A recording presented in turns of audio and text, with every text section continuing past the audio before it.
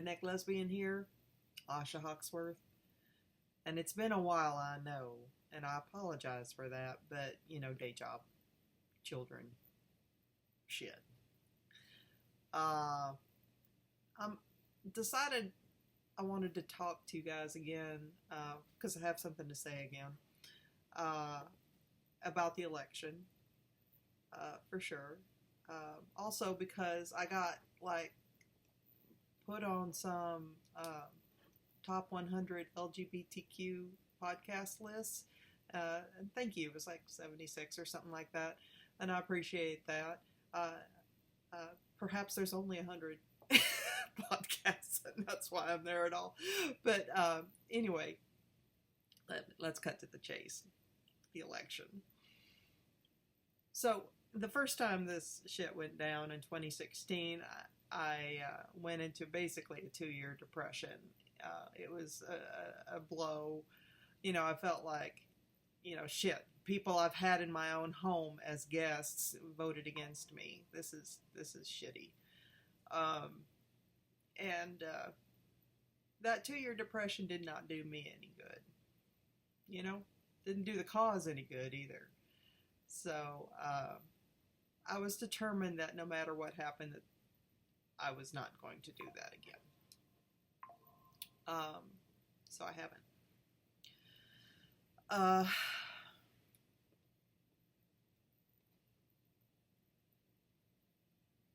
In fact, what I've come up with is a strategy that is the complete antithesis of that. And I want to elucidate that to all y'all. I want to, offer this as an option. And that option is to practice living in your joy. Which sounds crazy, I know, but hear me out.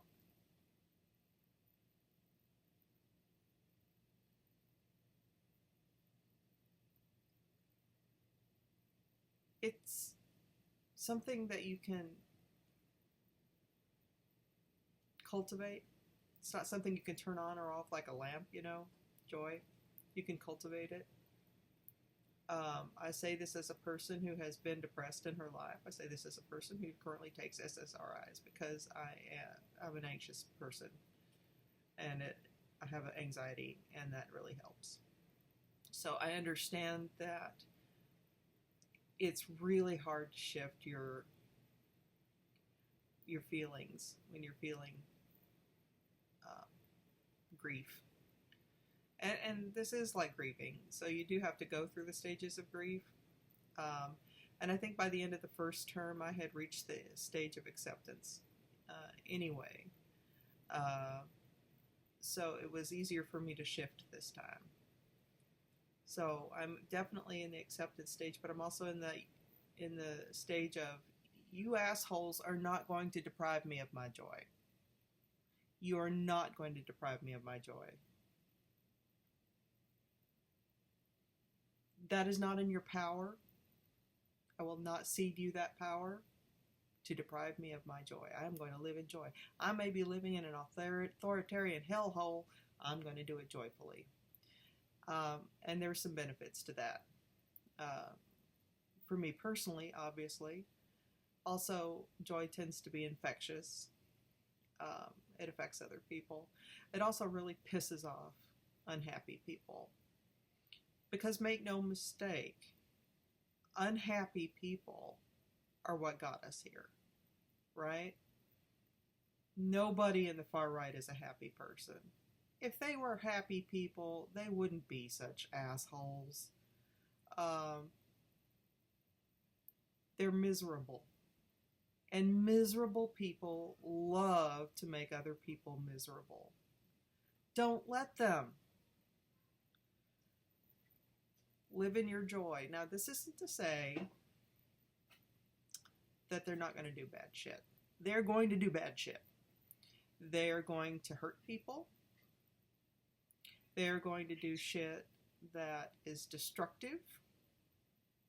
The country in 4 years may look nothing like it does today. I understand that some people will be in very real jeopardy as a result of these people. And you'll have to do what you're going to have to do, what's in your path to do, right? Um, fighting back, maybe running away, just whatever it takes to keep you and yours taken care of. Listen to your heart, what you need to do. Whatever you do, don't react in panic mode, because that won't end well, right? So you want to not operate from panic, but you want to listen to your heart and what it's telling you, what feels safe and what doesn't, right? So all that being said, living in joy is an option that you have, and it will irritate the shit out of the miserable assholes who are in power now. Another thing I want to offer you guys is, look, we know that a lot of terrible people voted for this and extol this and are all over social media about this. That is for sure. But remember that not every person who voted for it is that terrible. I mean, they're just not all that terrible. It's a very complicated situation. The Democrats were offering the status quo, and the status quo is hurtful and to a lot of people right now. I mean, a lot of people are really suffering from the status quo. You can see that from the healthcare discussion that has arisen with Brian Thompson's death and so forth.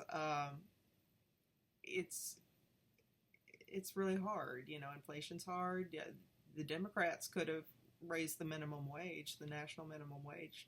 They didn't do that. There's a lot of things the Democrats could have done and didn't do to ease the pain of working people.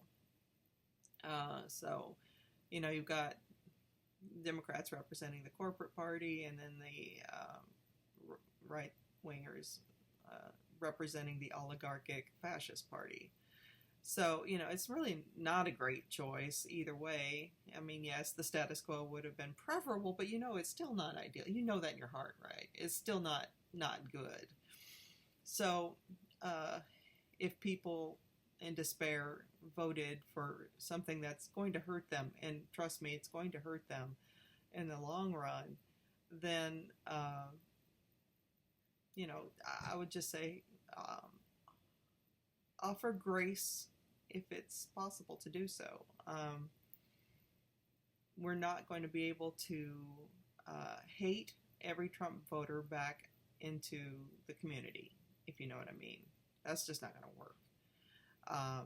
But if we offer, an embrace, it's like, yeah, I feel your pain, then it's possible we could achieve some form of unity in the future. Remember, there's a lot of brainwashing that goes on in the media on both sides. It's not just Fox News, and they suck. Don't get me wrong. But, if you don't think that, even MSNBC has an agenda, they do, That's why everybody's trying to shame everybody for being happy about killing a CEO. Wherever you stand on that, I'm not saying it's okay. Murder's obviously not okay, but that's a pretty potent message.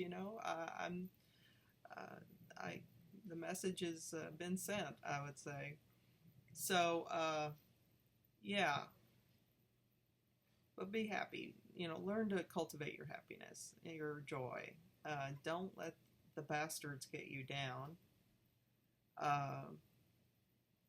Do what you can within the realm of yourself. It will have a big impact on the people around you. So, and that's what really matters. So please don't give up. Please don't, crawl into bed or a bottle for 4 years. That's not going to help anybody. Certainly not going to help you. It's been tried. So I'm just saying, everybody, love you guys so much. There is a path out. We don't know what it looks like, but it's not about what the end of the path looks like. It's about the journey on the path, right? So you need to just walk it in your joy, with your listening, with your empathy, and then, I think we can reach a destination that doesn't suck eventually. The things that are a problem that we see now. See, that's actually the good thing. People now see the problems. They now see the corruption. They see the shit that doesn't work. They see the bullshit. That's step one, is recognizing the problem, right? So arriving at solutions will take some time, and we might even have to rebuild some structures, right, to get to those solutions, because the current structures are not supportive of solutions that would benefit the whole. And I think we all know that. So there are opportunities here. It's not all despair. Please don't live there. It's okay to feel that, for a bit, but, move through it. You can't just, snap your fingers and suddenly I'm feeling happy. I understand that. But work through it, and we'll get there. Don't know what it'll look like, but, we're good companions, right? We'll get there together. So, just want to offer y'all that. Anyway, talk to y'all next time.